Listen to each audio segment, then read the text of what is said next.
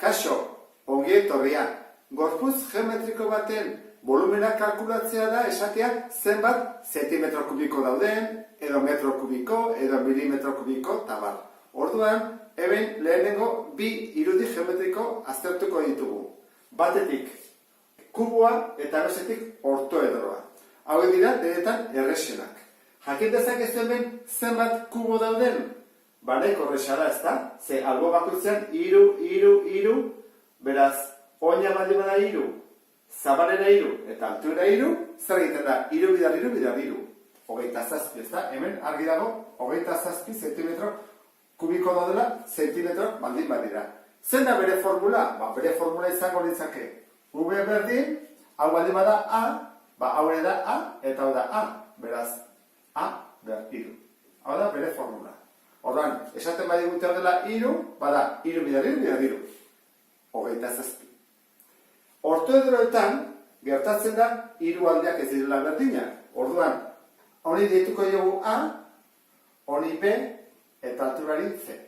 Orduan, hemen zenbat daude? Bat, bi, hiru, lau, bost, 6, 7, 8, 9. Zenbat du zabaleran? Hiru. Eta alturan, bat, bi, hiru, lau, bost. Nola jakingo genuke zenbat kubo daude? Baigo genuke V berdin, 9 bidar hiru, bidar bost. Ezta? A bidar B, bidar C. Hau izan zateke bere formula. Gure kasuan, 9 bidar hiru, bidar bost, berdin 135 zentimetro kubiko. Hala eta guztiz ere, badago beste formula bat, eta guk hori erabiliko dugu edozein iruditan, hau ez bazeate gogoratzen, beste hori erabiltzeko. Dela, oineko azalera, bidar altura. Horan, hau nore egiten da? Baiten da, ikusi zenbat dagoen pixu bakoitzean, zenbat kubo. Hemen pixu bakoitzean, zenbat dago? Azalera, bat, bi, hiru, lau, bost, 6, 7, 8, 9 daude ezta? Bederatzi bidar, hiru pixu, 9 bidar hiru, 27.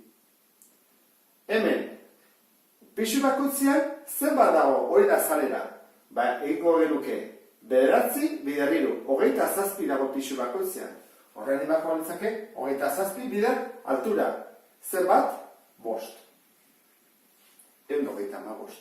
Orduan, gogoratu zaitezte, duzue aukera bat formula erabiltzeko, kubua baldin bada, ortoedroa baldin bada formula hau, eta bestela hau beti erabili dezakegu. Ez bakarrik hemen, baizik prismetan eta zilindrotan tabar. Eta horrekin bukatzen dugu, beste bat arte, agur.